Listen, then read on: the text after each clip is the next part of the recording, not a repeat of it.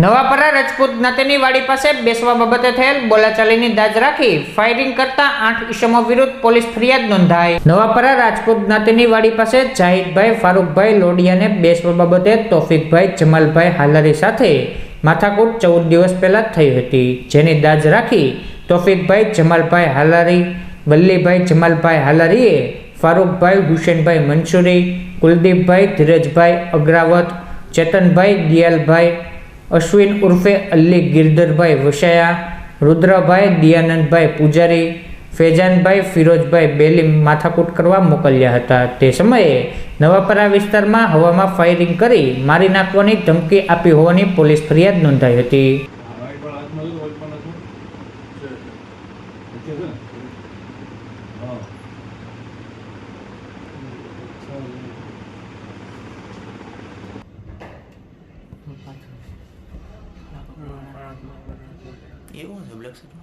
शरीर ने बंदूक जो बंदूक आने हाथ में वाइट शर्ट वाला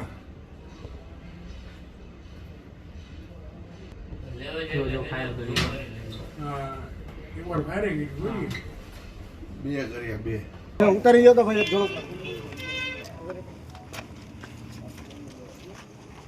હાલો હાલો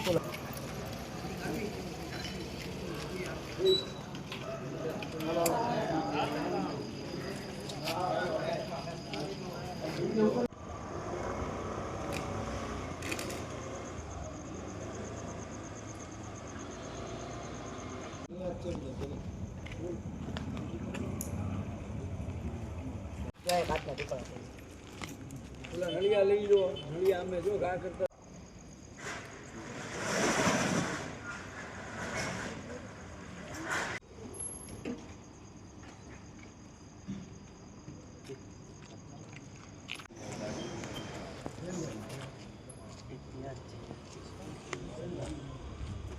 મારું નામ જાહિદ ફારૂકભાઈ લોંડિયા, નવાપરામાં રહું છું, ગ્રીન કોમ્પ્લેક્સમાં બિલ્ડિંગમાં। અને આ પહેલાંની માથાકૂટ હતી, 8-10 દી પહેલાંની।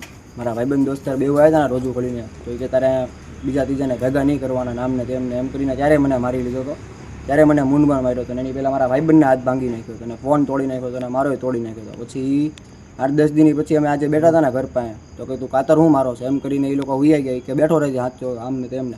પછી એ લોકો ઓચિંતાને આવ્યા, એક ફારૂક, એક કુલદીપ ને એક અલ્લી, એ આવ્યા ને પછી એક ઓલો તહલા કરીને હતો વલ્લીભાઈનો છોકરો, એ બધા આવ્યા ને પછી બીજા અજાણ્યા હતા 4-5 જણા। શું બનાવ થયો તારે?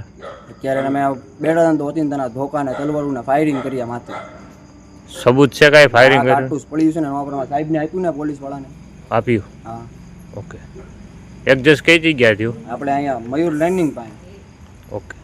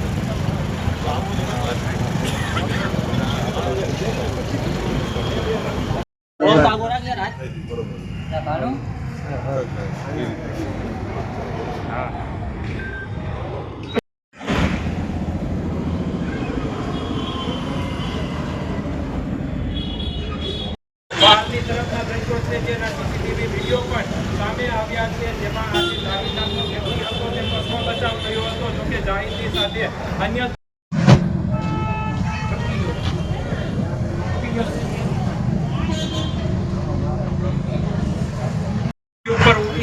જો આ પ્રમાણે અસામાજિક તત્વો બેફામ થાય છે તો પોલીસ દ્વારા તેની કાયદાનો નીલમબાગ પોલીસ સ્ટેશનના જે નવાપરા વિસ્તાર જે છે ત્યાં વહેલી સવારે 4-4:30ના અરસામાં ફાયરિંગની ઘટના બનેલી છે, જેની હકીકત એવી છે કે આ કામે જે ફરિયાદી જે છે જાહિદભાઈ તે તથા તેના મિત્ર લતીફ, નદીમ અને આમિર જે છે વહેલી સવારે ત્યાં બેઠા હતા અને આ કામે જે છે 6 જેટલા આરોપીઓ એકસમ કરી અને તેમાં આવેલ, જેમાં અલી, ફારૂક, કુલદીપ, રુદ્ર, ચેતન અને ફૈઝાન હતા. તે આ લોકોને ધમકાવ્યા કે શા માટે તમે અહીંયા બેસો છો તેમ કરી અને ફાયરિંગ કરી અને આ તમારી સગી નહીં થાય, તમારે અહીંયા બેસવું નહીં, એ રીતની વાત કરી અને ફાયરિંગ કરવામાં આવેલું છે.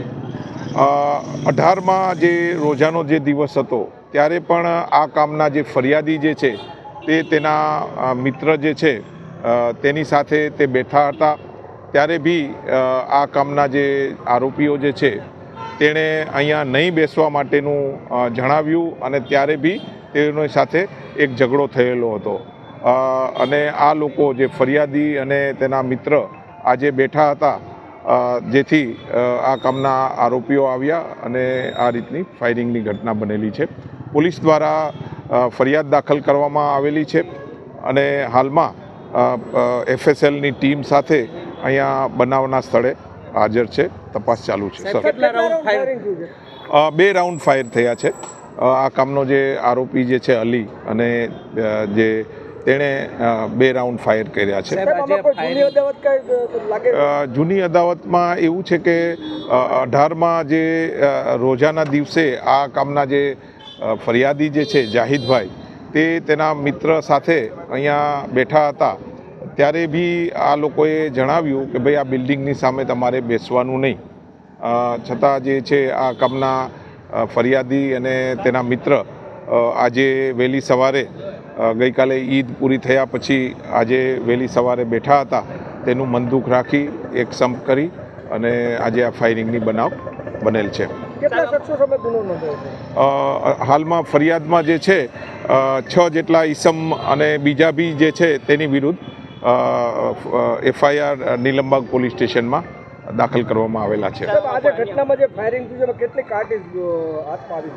એની અંદર અત્યારે જે પોલીસને જે છે એક કાર્તિસ જે છે બનાવના સ્થળે જ પડેલી છે અને તેના પંચનામાની વિગતે તેને કબજે કરવામાં આવનાર છે. હા, બિલકુલ અન્ય જે છે તપાસમાં જ એ રીતનું છે કે ઊંડી તપાસ થશે અને કોના ઇશારે આ રીતનું ફાયરિંગ થયું છે તે તપાસના કામે ઊંડી તપાસ થનાર છે. Thank you.